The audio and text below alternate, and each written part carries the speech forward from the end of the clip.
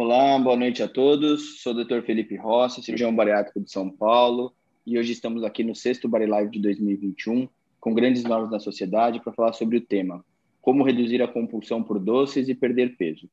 Os nossos convidados de hoje são o cirurgião bariátrico da Bahia, Álvaro Albano, a nutricionista de São Paulo, Tarsila Campos, a psicóloga também de São Paulo, Loreta Capazzi, e a nutricionista do Rio de Janeiro, Fernanda Matos. Obrigado a todos pela presença. Lembrando que a nossa transmissão é ao vivo, interativa pelo Facebook e Instagram, e todos que estão aí do outro lado podem nos enviar perguntas que tentaremos responder o máximo possível delas. Estamos hoje com essa equipe multidisciplinar maravilhosa e o nosso cirurgião bariátrico para tirar todas as dúvidas sugeridas pelos pacientes. Lembrando para você que ganhou peso nessa pandemia ou recuperou peso, que a obesidade é uma inflamação do organismo que traz inúmeras consequências para a saúde física e mental, mas que ela tem tratamento. Boa noite a todos, pessoal. Vamos sempre lembrar também que a compulsão alimentar é caracterizada por episódios de descontrole, quando o paciente acaba comendo muito mais que qualquer outra pessoa comeria em um intervalo curto de tempo. De acordo com os especialistas, para ser diagnosticado, os episódios de compulsão acontecem em intervalos de 2 horas, uma vez por semana, em um período de 3 meses. Boa noite, Álvaro. Boa noite, Fernanda. Boa noite, Loreta. Boa noite, Tarsila. Sejam todos bem-vindos a mais um Bari Live. Boa noite. Álvaro. Boa noite. Álvaro, vamos começar um pouquinho por você. Eu queria saber como que a gente identifica no pré-operatório se o paciente possui alguma compulsão. Bom, boa noite, Felipe. Boa noite a todos presentes aqui no Bari Live. Isso é um detalhe extremamente importante de ser colhido na primeira consulta, quando o cirurgião bariátrico está diferente de um paciente candidato à cirurgia. É importante entender que mais da metade dos pacientes que são candidatos à cirurgia bariátrica são portadores de algum transtorno alimentar. E para a identificação precisa do transtorno alimentar é fundamental uma pesquisa ativa na coleta da história clínica. Então, o paciente que é portador do transtorno de compulsão alimentar, ele normalmente apresenta um padrão, que é um padrão que ele é repetitivo. Normalmente o paciente repete esse padrão ao longo das semanas, pelo menos uma vez por semana, e são pacientes que identificam facilmente a dificuldade de manter o controle sobre a própria alimentação. Então, eles relatam que, em algumas circunstâncias, eles comem exageradamente sem um controle adequado disso. O padrão de consumo em relação ao volume, habitualmente, também é maior que o habitual, e também um dos fatores que é extremamente relevante é a sensação de culpa, a sensação de punição, autopunição que o paciente refere após a alimentação. Existem padrões que são periódicos, então o paciente, principalmente o público feminino, os pacientes do sexo feminino em que as compulsões alimentares elas são mais frequentes, muitas vezes relatam com um período menstrual ou em algumas outras circunstâncias de estresse, mas existem pacientes que apresentam com uma frequência muito mais elevada. E um detalhe também que é extremamente importante é que muitas vezes o paciente não relata alguns desses fatores com receio de que o transtorno de compulsão alimentar seja uma restrição, uma contraindicação ao tratamento cirúrgico da obesidade. Isso é muito importante salientar na consulta e também a todos que estão acompanhando o nosso Bari Live, de que o transtorno de compulsão alimentar não é contraindicação à cirurgia bariátrica, muito pelo contrário, ele é um sinalizador de que esse paciente precisa de uma atenção especial desde o pré-operatório e no pós-operatório durante toda a vida. Perfeito, Álvaro. Fernanda, queria saber de você se existe o indivíduo que é viciado em doce. Tem gente que chega no consultório e fala assim, doutor, eu sou viciado em doce. Existe esse indivíduo? Bom, boa noite, Felipe, boa noite a todos. Essa palavra vício, né, doutor, eu sou viciado, é meio forte. O que a gente chama de vício, os neurocientistas chamam de sistema dopaminérgico de recompensa. Então, quando uma pessoa ingere um doce, esse paladar doce, ele ativa determinados neurônios que são responsáveis pelo prazer, como, por exemplo, a dopamina. E não só isso, mas o doce, quando a pessoa ingere o doce, ela libera insulina, e essa insulina também exerce uma função no cérebro de liberar essa dopamina, ou seja, potencializando esse efeito de prazer. Então, por isso que o paciente, quando ele come o doce e ele tem esse sistema de recompensa mais ativado ou então mais aguçado, ele acaba tendo um prazer muito imediato, mas é um pico, né, de prazer, e depois, logo em seguida, isso passa. Ele busca novamente ativar essa área para poder sentir esse prazer de novo, ou seja, ele tenta buscar o caminho mais rápido. Então, por isso que vai virando uma bola de neve, ele vai cada vez comendo mais doce nessa tentativa, né, de sentir esse prazer imediato. Então, é um sintoma fisiológico, ocorre com todo mundo, porém, sim, em algumas pessoas esse sistema pode ser mais ativado ou menos ativado, eu acho que aí depende muito de cada indivíduo. E só para complementar, quando a pessoa fala assim, eu sou muito viciada em doce, e você começa a fazer uma anamnese, você vê que não é somente o doce. A pessoa ela tem realmente algo com um alimento com uma alta densidade energética, um alimento muito gorduroso, por exemplo, um doce, mas também que é riquíssimo em gordura. Então, já tem estudos mostrando que alguns alimentos com excesso de calorias, vou colocar um exemplo aqui, tipo um bife à milanesa, né, que tem uma bomba de caloria, também produziria esse efeito no cérebro. Então, algumas pessoas elas têm essa confusão, elas comem muito doce, mas elas também comem muita fritura, por exemplo, que é um alimento com alta densidade energética. E isso só vai aguçando cada vez mais esse sistema de recompensa e de prazer. Então, não sei se a palavra vício, né, talvez a psicóloga pode ajudar a gente nesse sentido, mas tem uma resposta fisiológica. Loreta, me fala uma coisa. Quando a gente faz a avaliação desse paciente no pré-operatório, a gente sabe que a equipe multi ela é fundamental para a gente entender um pouco melhor esse paciente e preparar ele para a cirurgia. Tem alguma característica desse paciente que sofre de compulsão alimentar? Tem alguma coisa que a gente precisa dar um estalo ali no pré-operatório e falar, opa, esse aqui talvez tenha uma compulsão? Tem alguma característica específica? Eu acho que a gente pode dividir em duas etapas, né? Primeiro, boa noite a todo mundo. Obrigada pelo convite.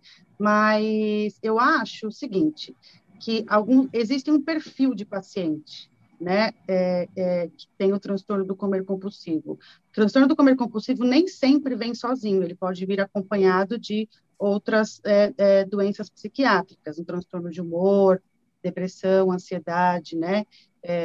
Algumas pessoas apresentam essa doença junto. Então, esse seria o lado mais técnico da coisa, né? O médico investigar, né?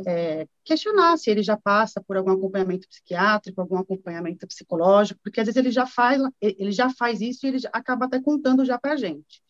Falando em comportamento e suas características, todo paciente que tem compulsão alimentar trabalha muito com a culpa.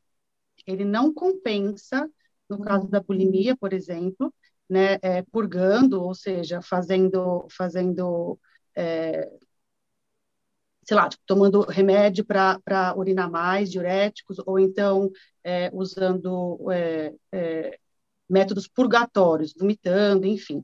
Esse paciente, ele é mais voltado para a parte da bulimia. O paciente que tem compulsão alimentar, ele não tem esse comportamento que a gente chama, no caso, de comportamento compensatório, né? Então, ele tem muita culpa pelo que ele faz, ele se sente refém do alimento, muitas vezes, ele come escondido, ele assalta a geladeira quando não tem ninguém, ele tem aquela gavetinha cheia de doce, cheia de coisas que satisfazem ele, que ele gosta, e ele tem esse comportamento sempre aí de comer escondido. E aí, depois disso tudo, ele tem uma repulsa, uma culpa, e aí vai entrando nesse ciclo aí de arrependimento. Porém, esse arrependimento não faz compensar o que ele ingeriu. Deu para entender mais ou menos? Conseguiram? Perfeito, Loreta. Tarsila, eu queria saber o seguinte, fome é diferente de vontade de comer? Eu tenho um paciente chegando no pós-operatório para a gente e fala assim, doutor, eu tenho fome. Aí eu pergunto, é fome ou é vontade? Aí ele olha para mim com aquela cara e fala, não sei, doutor. Não sabe definir muito bem, né? Bom, boa noite, muito bom estar aqui para falar desse tema e com essa equipe, né? Sempre bom falar com equipe, porque a gente sabe, quando a gente fala de compulsão, quando a gente fala de doce, quando a gente fala de perda de peso, que é tudo que envolve aí o tema, a gente precisa de todos esses olhares, e talvez todos nós aqui em algum momento recebeu o paciente que vem com essa queixa, né? Eu tô sentindo fome, eu não consigo entender muito bem como é que é. E eu acho até importante nessa temática a gente dividir um pouco o quanto é esse comportamento do paciente do pré-operatório e do pós-operatório, porque essa compulsão, ela vem um pouco de forma diferente, até porque a gente sabe o quanto, como o Álvaro colocou muito bem, no pós-operatório essas coisas até minimizam, não é uma contraindicação, mas ele vai lidar de uma forma diferente com essa fome, com essa vontade de comer. E a gente costuma dizer que sim, são duas coisas completamente diferentes, porque a vontade, ela vem com várias sensações de emoção, ele vem como uma compensação, como a Loreta colocou, e muitas vezes ele não consegue nem diferenciar o tipo de alimento, ele vai em busca de alguma coisa e para tentar suprir uma questão até emocional, de tentar uma tristeza, uma ansiedade, e é o que está acontecendo muito hoje em dia, durante a pandemia, é uma coisa que a gente vê muito, nossa, eu estava super bem, mas começou a me dar muita fome essa pandemia, eu comecei a comer mais, eu comecei a aumentar, porque a pessoa vai tentando preencher aquele vazio, aquela incerteza, aquela sensação com algum alimento, e normalmente, como a Fernanda também colocou, ele vai atrás daqueles alimentos, muitas vezes, que são fáceis de serem digeridos, e ele vai, principalmente no pós-operatório, são pequenas, ele nem consegue entender, mas, poxa, é só um pouquinho, eu vou lá uma hora e pego um pedacinho disso, depois eu pego um pãozinho, depois eu pego um biscoito, e aí ele vai achando que isso é uma sensação de fome, e pelo contrário, é muito mais uma vontade do que uma fome propriamente dita, e o que está muitas vezes por trás disso é que ele perdeu, muitas vezes, o planejamento alimentar dele, e aí é onde entra o trabalho todo da equipe de tentar entender como que ele está organizando a alimentação ao longo do dia, até para ele começar a entender o quanto é fome, o quanto ele está saciado e o quanto é uma vontade de comer algum alimento diferenciado. Então, é super importante a gente entender, define o que você faz quando você sente fome e quando você sente essa vontade de comer. Em que momento foi sua última refeição? Então, tudo isso é um trabalho em conjunto para a gente conseguir até ajudar, mas são duas coisas completamente diferentes. Mesmo porque, só pegando esse gancho aí, posso? Pode, fica à vontade, fica à vontade. Às vezes o paciente está comendo as emoções, né? Então, assim, ele vai atrás de algo que ele coloque na boca e que ele tenha aquela sensação de prazer, mas o que ele está buscando é a sensação de prazer por algum gatilho que ele teve. Né? A gente pode até falar disso mais para frente, mas assim, só para não perder o gancho do que a Nutri falou, muitas vezes o paciente não está buscando fome, e nem sempre é só aquela vontade, né? Ele está tentando camuflar algum sentimento que ele não está conseguindo pôr para fora, ou que ele nem sabe nomear. Perfeito, perfeito. Álvaro, eu queria saber de você o seguinte, existe uma relação direta entre pacientes que sofrem de obesidade ter mais compulsão alimentar por doce do que indivíduos que são magros, que não têm obesidade? Sim, Felipe, existe uma relação bem determinada. Quando nós analisamos a população em geral, a incidência de transtorno de compulsão alimentar, ela é inferior a 10%, e isso quando você analisa um fato que é extremamente relevante, de que mais da metade da população está acima do peso, na população brasileira, por exemplo, você percebe que desses menos de 10%, quando nós analisamos os resultados somente para os pacientes portadores de obesidade, você nota que esses pacientes são, em grande parte, os pacientes portadores da obesidade. Por quê? Porque a incidência nos pacientes candidatos à cirurgia, por exemplo, é superior a 50%. Então, destoa completamente da incidência populacional. E isso, em grande parte, é uma relação de causa e efeito. Nós sempre ressaltamos que a obesidade não é uma doença puramente comportamental, como foi advogado durante muito tempo, em que muitas vezes existia uma culpabilidade em cima do paciente, em cima do portador da doença, como único responsável pelo desenvolvimento e pelo agravamento da doença. E hoje nós temos a identidade clara de que isso não é a realidade da obesidade, é uma doença multifatorial.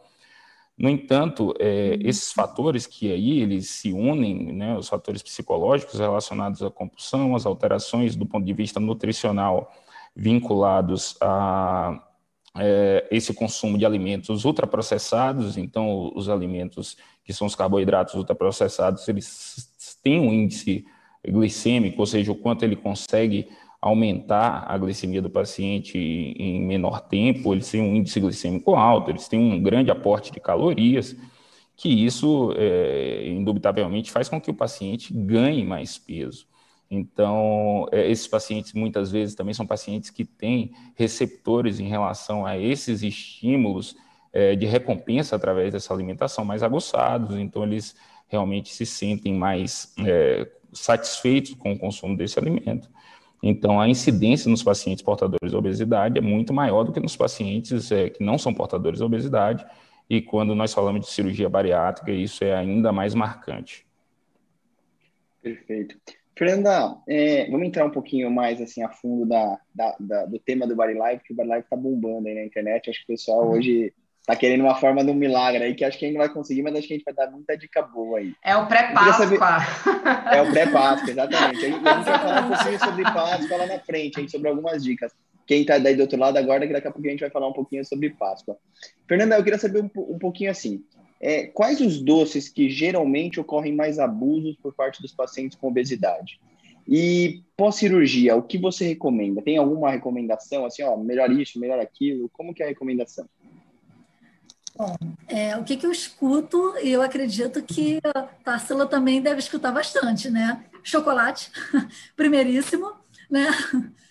Alguns doces à base de amendoim, paçoca, pé de moleque, eles têm uma coisa mesmo com amendoim, e sorvete. Então, são 3, assim, que me vem à cabeça rapidamente, né? Lembrando talvez de atendimento de ontem, são os doces que os pacientes mais consomem, pós-cirurgia mais ainda, esses à base de amendoim. Não sei se é porque tem a gordura junto e isso se torna altamente palatável. A gente sabe que o paciente pós-bariátrica, ele acaba tendo uma sensação para doce muito aguçada, então ele sente o doce muito mais doce, talvez por ter passado por aquela fase mais líquida, semilíquida, enfim, as papilas dele, né, já ficam bem aguçadinhas, e aí traz a gordura junto para poder, enfim, tornar aquilo mais palatável. Mas, assim, a recomendação que eu sempre converso com eles é tentar fazer, primeiro, alguma substituição. Então, tentar substituir por alguma receita, alguma modificação, tentar transformar um mousse, por exemplo, num mousse mais proteico, tentar utilizar cacau, ou seja, tentar trazer aquele sabor do chocolate, tentar trazer o doce por meio, talvez, aí de adoçantes mais naturais, ou então tentar trabalhar com o próprio doce da fruta, trabalhar com gelatina. Gelatina é uma coisa também que eles falam muito no pós-operatório. Então, tentar trazer esses alimentos que a gente poderia transformar um doce tradicional num doce mais, digamos, apropriado para eles. Eles vão ter o paladar doce, mas eles vão se alimentar de uma receita muito mais saudável, mais equilibrada, por assim dizer. E claro que em relação a... pensando, então receita saudável, eu posso comer à vontade? Né? Eu acho que é a primeira coisa que passa na cabeça de todo mundo. Então tem proteína, eu vou comer à vontade. Não. É claro que dependendo da preparação, essa preparação, esses substitutos podem ser super calóricos. Então, às vezes, um doce tradicional que leva 3 ingredientes, você transforma ele num fake, leva 15 ingredientes. Então, aquela mesma porção fica super calórica, né? E leva leite, a pessoa come aquilo como sobremesa, atrapalha a absorção.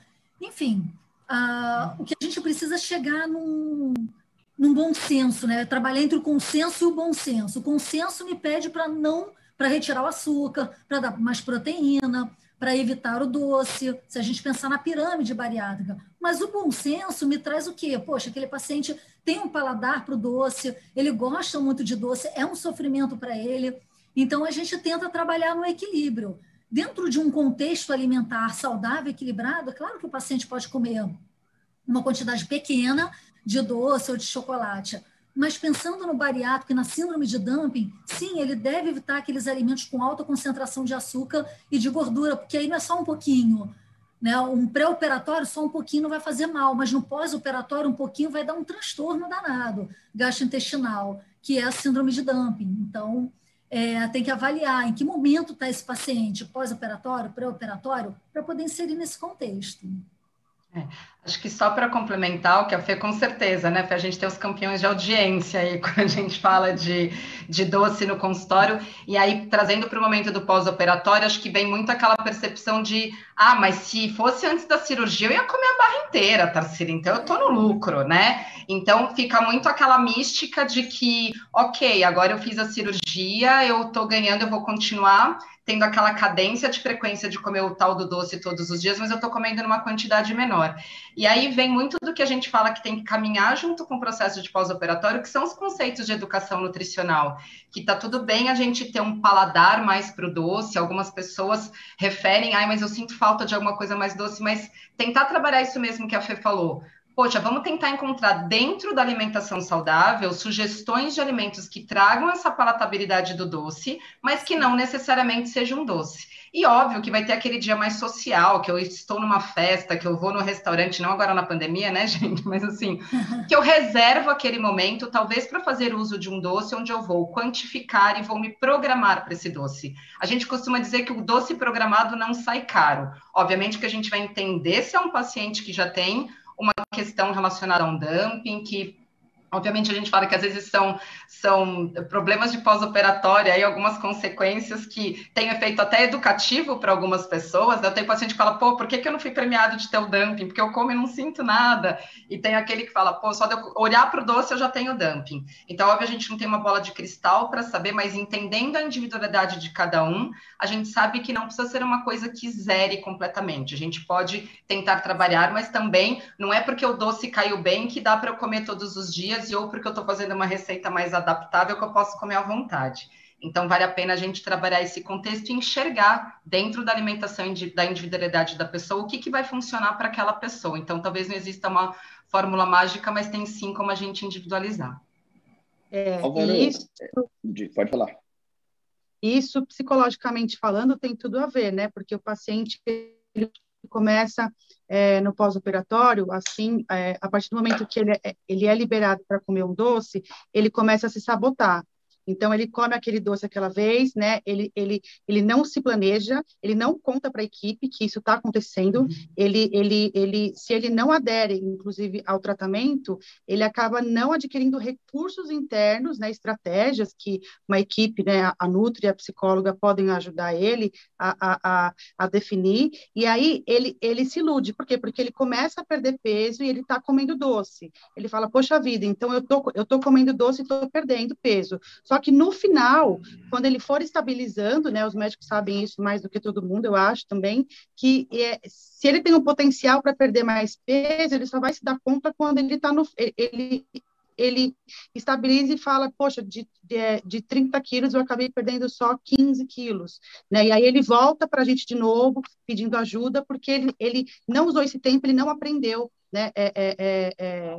A lidar com essa compulsão, ou com essa vontade, ou com novos comportamentos, porque às vezes ele se acha compulsivo, né, acha que tem transtorno de compulsão, né, e ele não, às vezes nem tem, né, então é importante a gente definir isso. Perfeito. Álvaro, a Fernanda falou um pouquinho, a Tarsila falou um pouquinho de dumping. A gente sabe que tem alguns outros do outro lado da tela que ainda não sabe o que é dumping, está pesquisando sobre cirurgia bariátrica. Resume para a gente um pouquinho o que é o dumping, o que acontece quando a gente tem um dumping pós-cirurgia. É grave? Bom, perfeito. O dumping, para hoje, na realidade do consultório, muitos pacientes já chegam na primeira consulta com essa pergunta, né, doutor, eu vou operar e eu vou ter dumping? O dumping acontece com todos os pacientes? O dumping só acontece com uma cirurgia específica? Só acontece com bypass? Só acontece com... Então, é importante esclarecer o que é o dumping, né? O dumping são alguns sintomas que o paciente apresenta após o consumo de alimentos com alta concentração, e aí não são só os carboidratos que são os vilões. Tem alguns pacientes que apresentam síndrome de dumping com consumo de alimentos ricos em gordura. Então, tem dois padrões relacionados a isso. Um são os pacientes que apresentam esse conjunto de sintomas ali ao redor das 20 a 30 minutos após o consumo do alimento. E outro são os pacientes que apresentam esses sintomas após 1 hora do consumo do alimento. E é assim que a gente diferencia o que é o dumping precoce e o dumping tardio, o que acontece após 1 hora. E as causas são várias do desenvolvimento do dumping. Qualquer cirurgia que haja manipulação no estômago ou manipulação no esôfago é um fator predisponente. Isso não é exclusividade da cirurgia bariátrica. Inclusive, cirurgias para refluxo podem desenvolver síndrome de dumping. Tem mecanismos relacionados ao rápido esvaziamento do estômago, tem mecanismos relacionados ao funcionamento e à denervação, à falta de funcionamento de nervos que estão nessa região gastrointestinal. Mas, fundamentalmente, o princípio é relacionado ao consumo de alimentos com alta concentração de carboidratos e de gordura, uma vez que esses alimentos eles chegam rapidamente no intestino. O intestino ele tem a função de equilibrar a concentração do conteúdo que passa através dele. E quando a concentração é muito alta, ele faz o sequestro, ele faz a atração desses líquidos para dentro do intestino. Isso faz com que o paciente, muitas vezes, tem aquela sensação de suar frio, a palidez. Alguns pacientes apresentam, principalmente no dumping precoce, sintomas gastrointestinais, como a distensão abdominal, a sensação de muitos gases, eventualmente até mesmo a sensação de dor abdominal e diarreia. Em casos mais intensos, o paciente pode experimentar também a sensação como de vontade de se deitar, ou a percepção de que o paciente pode desmaiar. O dumping, ele não é uma condição que acontece em todos os pacientes submetidos à cirurgia bariátrica, nem é exclusividade de uma técnica. O dumping ele acontece em torno de 30% dos pacientes que são submetidos à cirurgia bariátrica, podem acontecer em ambas as técnicas, assim como em outras cirurgias gástricas ou esofágicas, e é uma condição de tratamento eminentemente clínico para a maioria absoluta dos pacientes. Então, é importante salientar que ele é relacionado também a um padrão de consumo de alimentos que são desestimulados para o paciente que é portador da obesidade. Claro que existem pacientes no extremo da moeda de desenvolver síndrome de dumping, mesmo com consumo de carboidratos que não são necessariamente os carboidratos que nós desestimulamos. Mas a maior parte desses pacientes, eles apresentam a síndrome de dumping com consumo com os alimentos ultraprocessados, doces, e basicamente isso acontece mais quando a quantidade desse alimento é maior. Essas condições clínicas que nós precisamos mudar para evitar que o paciente desenvolva, vão dessa mudança principalmente de remover esses carboidratos ultraprocessados, associar o consumo desses carboidratos que já são ultraprocessados com o consumo de outros alimentos que lentificam o esvaziamento, como as fibras, por exemplo, ou consumo associado com proteínas, que essas proteínas elas auxiliam para que o esvaziamento e o processo digestório seja um pouco mais lento. E também, em algumas circunstâncias, a gente pode dar algumas orientações, inclusive posturais, do paciente se deitar após a alimentação, que retarda um pouco o esvaziamento do estômago. Existe o tratamento medicamentoso em circunstâncias em que as modificações nutricionais e comportamentais não resolvem, e muito raramente pode ser indicado o tratamento cirúrgico quando todas as medidas nutricionais e medicamentosas não são suficientes. Perfeito. Até para pegar um gancho, Fernanda, a gente está falando, a Páscoa está chegando aí, né?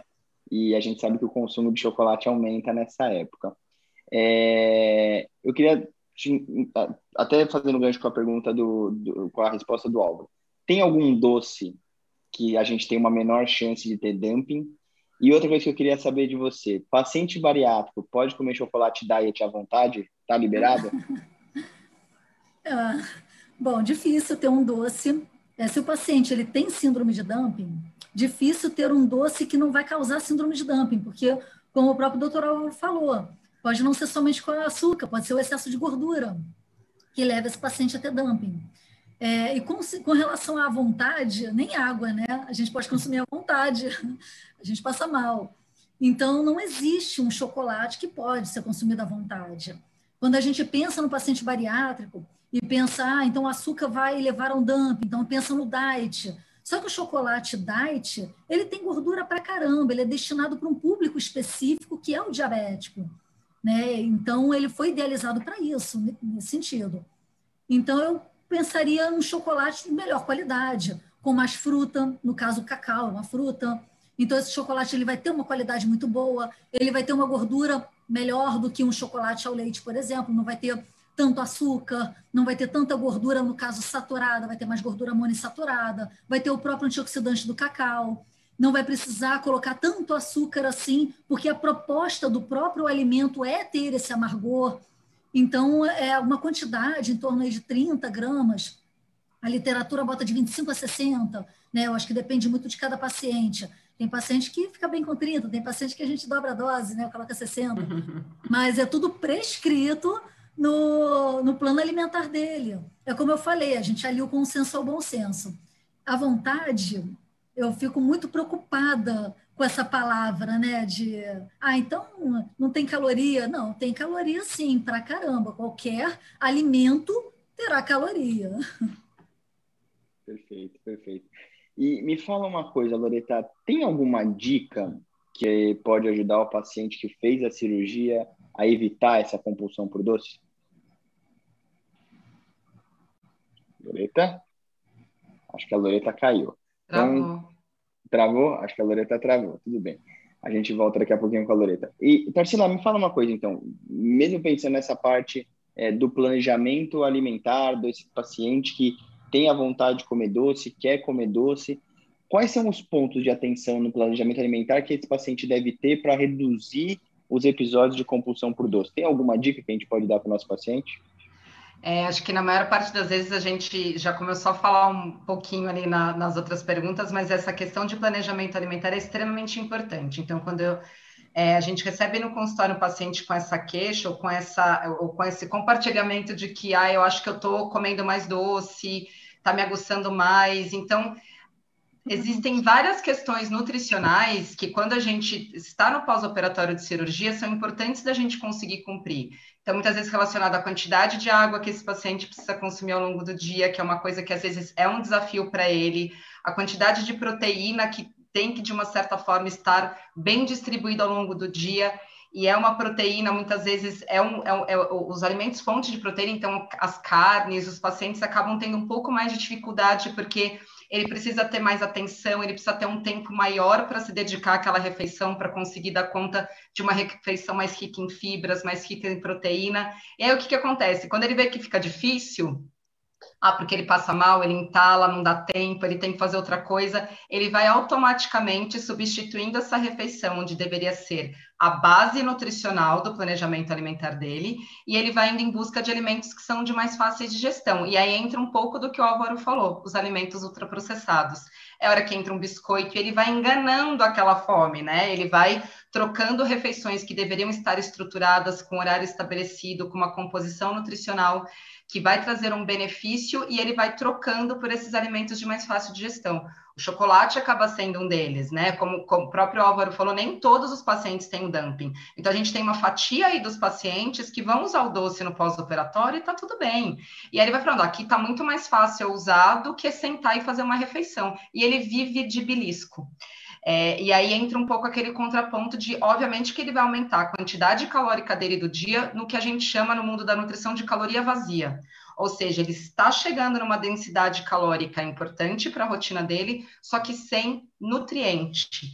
E isso, de uma certa forma, acaba contribuindo de forma negativa para o estado nutricional e, obviamente, que tem totalmente relação com recidiva do peso, por exemplo, e a gente acaba tendo uma dificuldade em manter aquela perda de peso que em algum momento estava vindo também. Então, vale a pena rever todo o planejamento alimentar e voltar a inserir alimentos que sejam, de uma certa forma, com uma densidade energética mais interessante para o organismo. E muitas vezes essa vontade de doce começa a diminuir, porque ele está nutrido de uma outra forma, né? Da forma mais importante, realmente, com os nutrientes necessários.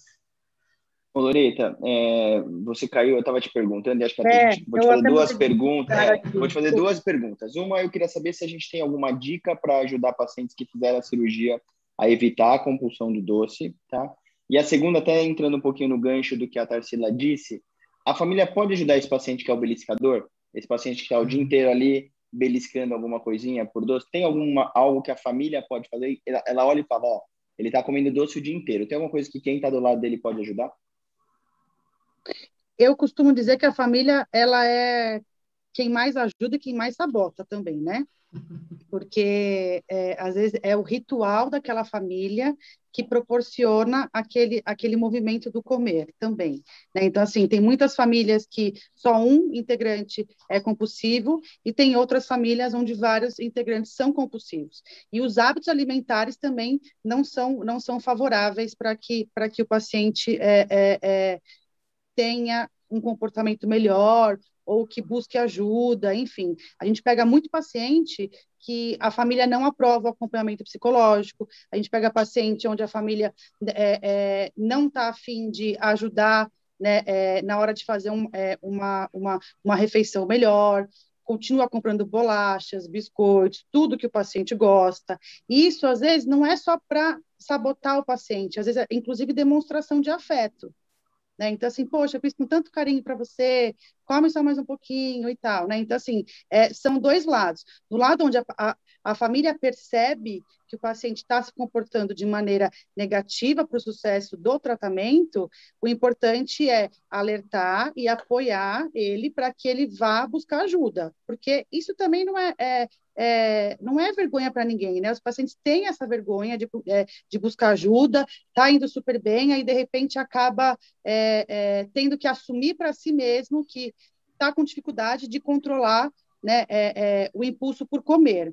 Então, quando a família ajuda e pega na mão e vai lá com carinho, estimula, o tratamento acaba que melhora. Agora, quando a família não percebe isso, não ajuda, sabota, inclusive sem perceber, né, aí a gente tem um outro problema. Eu costumo trazer a família para a cirurgia, né, nos lugares onde eu trabalho, isso acontece, as pessoas levam os familiares e eles acabam entendendo o contexto do problema, que aquilo é um problema. Então, poxa, mas eu gostava tanto de levar aquele sonho para ela, o chocolate, todo ano, toda Páscoa eu dou aquele ovo maravilhoso da encomenda da moça tal que faz. O que eu posso fazer agora? Então, vamos tentar, né? Então, assim, a gente ensina eles a terem mais criatividade para que percebam que as coisas não precisam ser desse jeito, que pode dar, então, um coelhinho de pelúcia, que pode levar para jantar, que pode levar para fazer outras coisas, né? Então, o importante é, sei lá, um buquê de flor, a demonstração de afeto muda, né? Então, é importante a gente perceber isso tudo. E aí, qual era a outra pergunta que você fez? Se tem alguma dica pensando em compulsão alimentar? Se tem alguma coisa que a gente pode fazer para esse paciente que é compulsivo em doce melhorar? Para ele mesmo, não a família. Olha, é adesão ao tratamento, perceber que tipo de fome ele tem. Eu sempre costumo explicar os tipos de fome para o paciente, porque o paciente, no consultório, ele vai aprendendo e criando recurso e metas, né, para entender que, de repente, ele está comendo o que ele não quer, ele está comendo algo importante para ele, seja por uma lembrança alimentar, por exemplo. Então, assim, eu estou comendo sem parar esse pudim porque era minha avó que fazia. Minha avó já é falecida, então eu acabo comendo na ânsia de recuperar aquele sentimento, aquela sensação boa, né? Esse é um ponto. O outro ponto é, quando a compulsão fica persistente, ele precisa mastigar alguma coisa, né? A terapia vai ajudá-lo a definir esses sentimentos, esses gatilhos. Quando isso ainda está muito distante, a nutricionista entra em conjunto, como já foi dito hoje, né, agora, e ensina ele algumas estratégias. Então, sei lá, se ele está precisando mastigar muito, amendoim faz muito parte disso, cenourinhas, coisas crocantes, né, o grazing, eu preciso mastigar aquela fissura, né? Então, quando ele entende que aquilo é algo que faz com que ele se sinta mais calmo, ele percebe que ele teve alguma coisa que gatilhou aquilo, então ele vai entender que ele não precisa comer naquele momento. Então, são estratégias que vêm no dia a dia, né? Então, assim, lembrar que você já comeu, há quantas horas você já comeu? Você precisa desse alimento agora? É importante para você comer agora? Né? Você consegue deixar para comer mais para frente, por exemplo? E aí, no meio do caminho, a gente ensina a fome física, emocional, social e à vontade. Físico é fisiológico, eu preciso me alimentar, eu preciso, né, de combustível, né, para me manter em pé, para o dia a dia, a energia. Fome social, da onde veio essa fome? Eu vi alguém comendo, eu senti o cheiro, escutei que aquele alimento X é gostoso, né? O vizinho fez um bolo, o que é que despertou a sua vontade, passou na rua e viu alguém comendo alguma coisa, viu no Instagram, né, nas redes sociais, enfim. Isso é social, nunca vem de você, sempre vem do outro, né? E a fome emocional é aquela fome do que eu preciso comer alguma coisa gostosa, eu não sei o que é, então você está toda hora comendo aquilo tudo que eu acabei de explicar. E ainda assim, a gente gosta de explicar a vontade. A vontade é algo que a gente planeja, ela tem a ver com uma lembrança, uma memória, que não pode ser impulsivo. Então, eu passei na padaria, eu fui comprar um pão, eu cheguei no caixa, eu vi aquele chocolate. Eu vou lá e pego o chocolate porque me deu vontade. Isso não é vontade, isso é impulsividade. A vontade dá para organizar um pouquinho, orientação nutricional, para você comer mais para frente. Não precisa ser agora. Né? Então, são essas estratégias que a gente ensina o paciente em terapia. Então, com o tempo, reforço de comportamento, dizendo se deu certo, se não deu certo, a gente vai arrumando aí, né, esse pensamento e esse comportamento. Perfeito, Loreta, perfeito. O Álvaro, tem uma técnica que ela é mais milagrosa, que ela diminui a vontade de comer doce, bypass, livre outra técnica, ou não tem diferença entre as técnicas? Acho que essa é a grande pergunta de $1 milhão do consultório, né? A pergunta onde todo paciente chega na primeira consulta, ele pergunta, doutor, qual é a melhor técnica cirúrgica? É o bypass, é o sleeve? Os pacientes hoje, com o maior acesso à informação, eles já chegam na primeira consulta com muitas informações e com contato com todos aqueles que ele conhece ou conhece através do grupo do WhatsApp, que já se submeteram a determinada cirurgia, tiveram melhor ou pior resultado. E uma coisa que é muito importante deixar clara é, se tivesse uma técnica melhor do que todas as outras, que servisse para todos os pacientes de uma maneira mais satisfatória do que todas as outras técnicas deixariam de existir. Então, quando a pergunta é, sleeve é melhor do que bypass ou é melhor do que outra cirurgia, a resposta, com certeza, é não. Isso depende, isso vai variar de paciente para paciente. E quando nós falamos de compulsão alimentar, apetite por carboidratos ultraprocessados, a resposta é a mesma.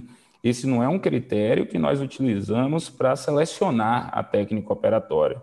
E um outro detalhe importante é que é fundamental o entendimento de que a cirurgia é o meio e não o fim.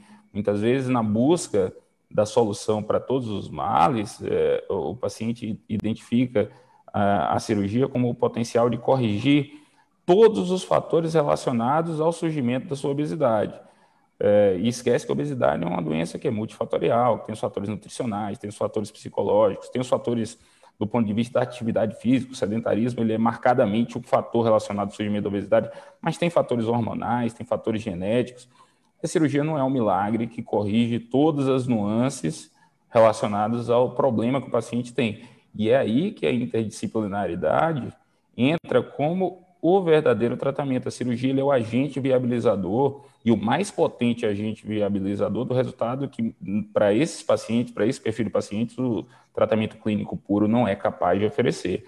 Mas ele precisa vir inserido, isso sim, num protocolo interdisciplinar, onde nutrição, psicologia, educador físico, cirurgião bariátrico estejam lado a lado desde o pré-operatório. Então, a importância de todas essas mudanças, de todo esse tratamento, identificação minuciosa, paciente a paciente, ele deve começar antes da cirurgia e seguir por toda a vida com a equipe. Acho que é até importante colocar aqui, porque é isso, né? Juntando o que a Loreta e o Álvaro falaram, assim, os gatilhos emocionais muitas vezes vão ser os mesmos, tanto no pré quanto no pós-operatório.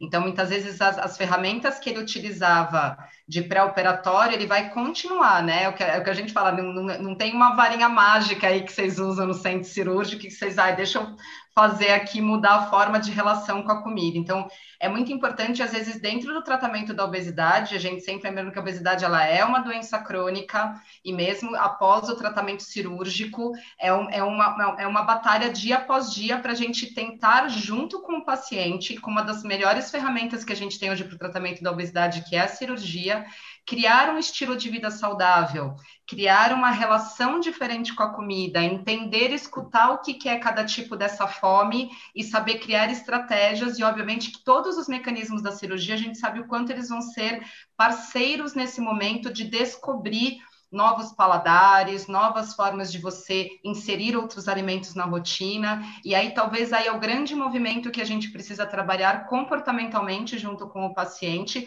para ele usar isso em benefício dele e criar esse novo estilo de vida a longo prazo, que é o que vai dar realmente o sucesso. Porque sozinho, se ele ficar com a cabeça de que ele vai resolver as coisas da alimentação da forma como ele resolvia no pré-operatório, talvez seja um paciente que a gente vai ter que constantemente ficar ali naquele dando murro em ponta de faca. Então, é importante que tudo isso esteja bem claro no momento do pré-operatório, para ele estar aberto para essas mudanças e esse autoconhecimento junto com a equipe. Exatamente. Eu falo... E posso dar só o gancho? Pode, por favor, Leite? pode.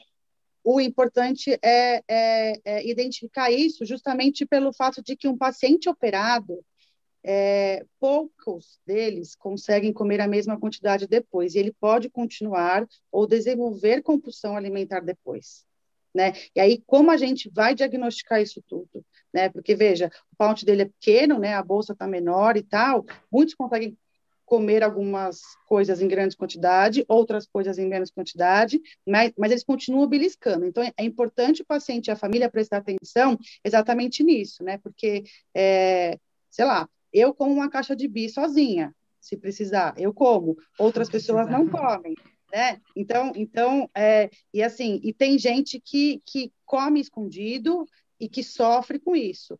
Por mais que o estômago seja menor, a gente identifica como a compulsão alimentar, já que ele não consegue mais comer 3 pratos de feijoada, como ele se sente depois. Qual é o mecanismo que ele tem e que ele usa, né, para chegar até aquele alimento. Então, isso é muito importante. Então, assim, eu sempre falo, se você operou e você percebeu que você está sozinho, em pensamento, brigando com a comida, querendo comer mais e comendo escondido, e come, se arrepende, enfim, e entra naquele ciclo novamente, busca ajuda, porque aí a gente consegue pontuar, entender o que está acontecendo e aí distribuir para os profissionais responsáveis, porque nem sempre ele vai identificar a compulsão alimentar porque ele está comendo menos. Hoje, ele pode comer 3 pedaços de pizza e fracionando. Ele vai com aquela bordinha, de repente ele passa na frente, ele come a pontinha, ele vai para a azeitona, e quando ele foi ver, ele comeu a mesma quantidade que ele comia em 15 minutos.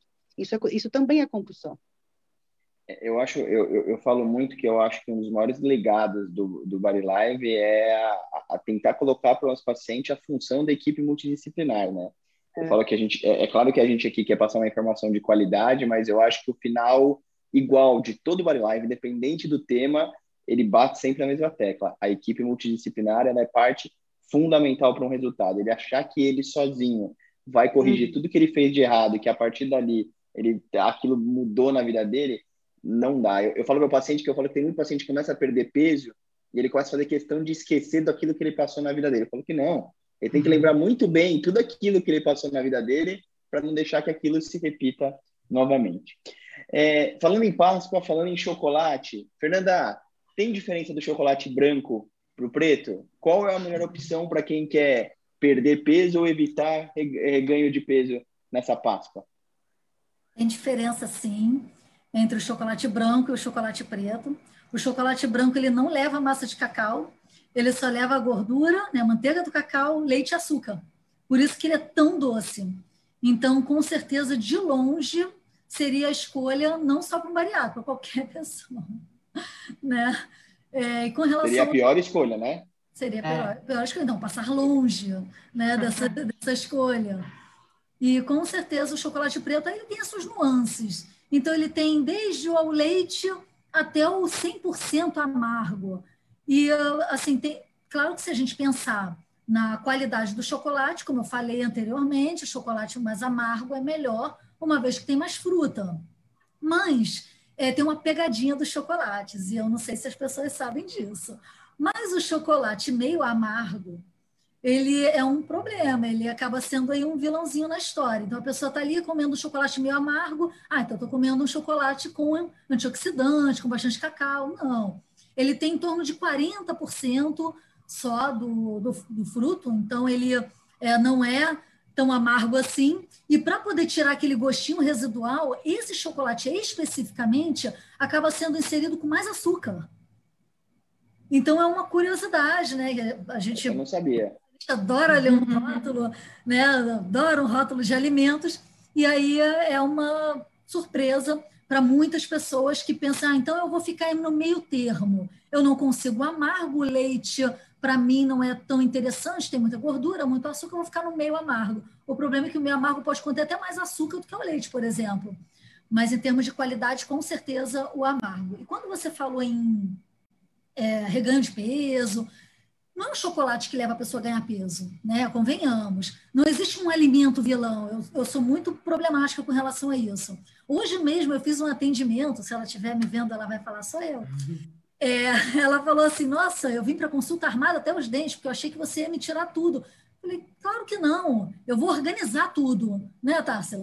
A gente organiza a casa. Então, é igual uma blusa que eu sou super apegada, é velha, é feia, rasgada, manchada, mas você é apegado, a gente dá uma maquiagem nela, usa de vez em quando e está tudo certo. É a mesma coisa o alimento. Então, você utilizar de vez em quando, dentro de um contexto social, até mesmo emocional, não vai ter problema, grandes problemas. O negócio é quando a coisa começa a ficar repetitiva, ou quando você começa a não contabilizar aquilo como extra. Então, hoje eu comi um chocolate, amanhã não comi chocolate, eu vou comer uma paçoca.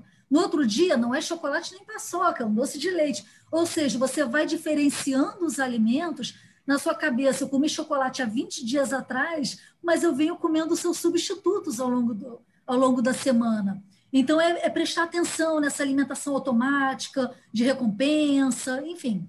E a gente está aí para isso, a psicóloga, a nutricionista, o médico também, né, percebendo ali uma fala mais complicada, direcionando esse paciente, já dando uma dica para ele, porque a equipe interdisciplinar é isso. A gente, né, por trabalhar juntos, a gente sabe um pouquinho ali de tudo e consegue direcionar esse paciente melhor. Então, o meu recado é esse. O chocolate sozinho não vai engordar, mas se for em excesso, em um contexto todo desequilibrado, aí não tem jeito. Bom, pessoal, a gente está chegando no nosso finalmente, a gente ainda tem tempo nas considerações finais e algumas perguntas. Tarsila, eu queria começar com você, até pegando um pouquinho o gancho, queria que você fizesse suas considerações finais, mas se pudesse falar um pouquinho de como a gente pode incluir o doce de uma forma mais segura no nosso pós-operatório. Porque eu acho que a gente também não precisa ser radical, né? Falar que não pode. Ele pode, mas tem uma forma que é mais segura? É bem importante, né? Pegando o gancho da Fê e aí já pondo as considerações finais, acho que é isso, né? Sempre a gente avaliar o contexto, nunca um alimento ele vai ser o culpado de tudo e nem a gente separar dentro do universo da nutrição o alimento que engorda e o alimento que emagrece, porque acho que muitas vezes tem isso, né? A gente tem aquelas brigas até, vai em rede social hoje em dia, muita gente... Óbvio, a rede social é super amiga, mas às vezes a gente vai naquelas coisas assim, você vai comer o chocolate ao leite ou o meio amargo? E aí, sem ter essas considerações, a gente tentar entender.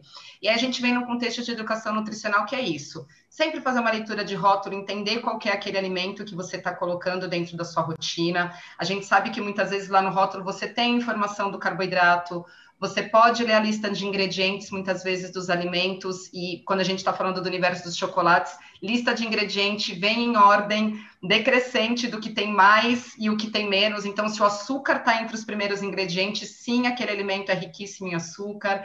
Ficar atento nessas informações nutricionais já é uma estratégia importante, como a Fê já vinha colocando.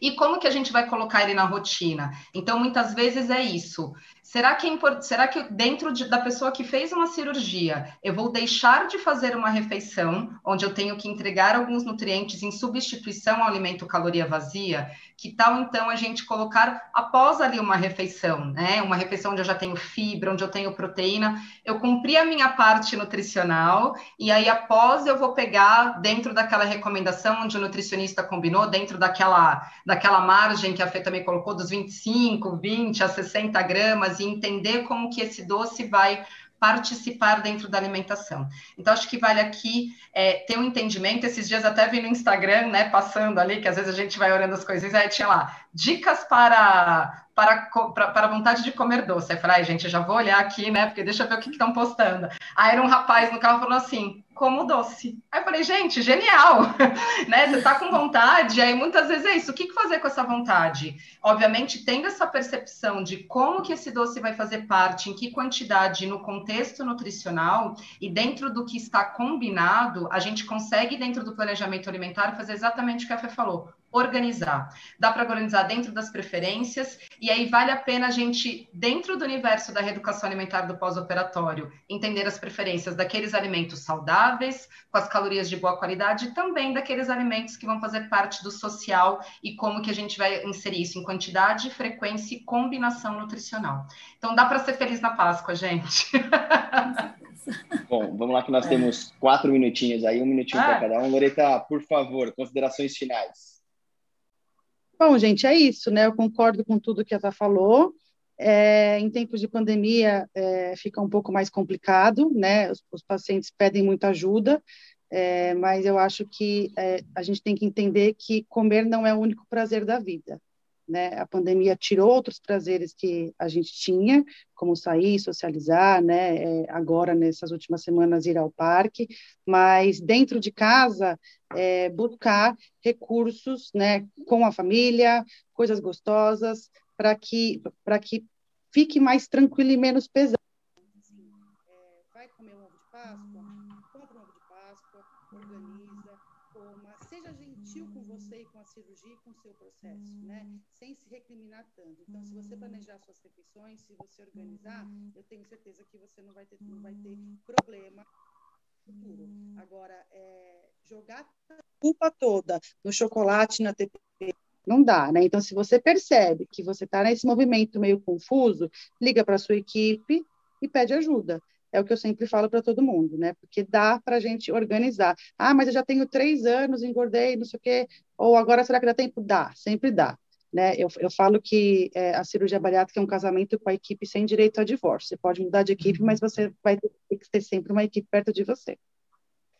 Fernanda, considerações finais, eu queria também que você falasse bem resumidamente para quem está do outro lado, como está a situação do Rio de Janeiro da cirurgia, se você sabe alguma coisa de paralisação. Acho que quem está do outro lado está um pouquinho preocupado com isso, por favor. Sim, o Rio está com casos altíssimos de contaminação, de pacientes em espera por leito. As cirurgias, elas não foram suspensas totalmente, mas está avaliando cada caso, mas com certeza diminuiu bastante as cirurgias eletivas. E como considerações finais, converse com seu nutricionista, negocie com ele, confie nele, não fuja dele. Essas são minhas considerações finais. Álvaro, considerações finais também, para saber um pouquinho como está a situação aí na Bahia sobre as cirurgias eletivas. Bom, Felipe, eu agradeço mais uma vez a oportunidade de estar participando do Bari Live. É sempre um momento muito agradável e hoje não foi diferente.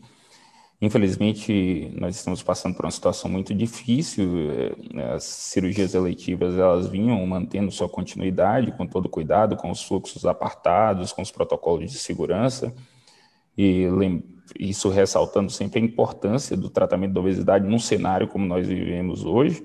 A obesidade é uma doença que é fator de risco marcante para desenvolvimento de forma grave. Então, a cirurgia bariátrica ela tem um fator protetivo, então é uma cirurgia que deveria ser tratada como prioritária no momento que nós vivemos. Mas agora o grande problema que nós estamos passando é o problema da falta de suprimentos para a realização dos procedimentos cirúrgicos. Os sedativos, os bloqueadores neuromusculares são os medicamentos que nós utilizamos na anestesia da cirurgia bariátrica, são os mesmos medicamentos que são utilizados para manter um paciente com COVID na unidade de terapia intensiva de maneira confortável na ventilação mecânica. Então, a demanda de pacientes COVID é enorme em todo o país e o sequestro desses medicamentos com essa finalidade é algo que realmente é o principal fator limitante para que nós continuemos a atividade. Então, esse é o grande motivo aqui da limitação da continuidade das cirurgias eletivas, além, claro, da superlotação das unidades hospitalares.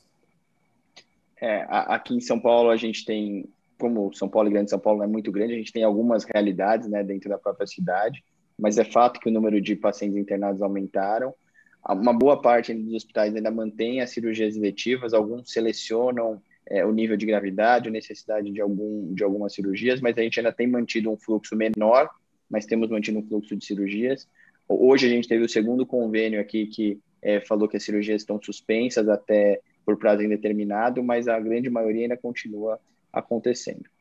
Bom, pessoal, eu queria agradecer Tarsila, queria agradecer Álvaro, queria agradecer Fernanda, Loreta, obrigado pela participação, foi ótimo, o Body Life bombou hoje. Quem não acompanhou inteiro, depois tem a oportunidade de ver pelo próprio site, pelo próprio Facebook da Sociedade, pelo próprio canal do YouTube pela Sociedade.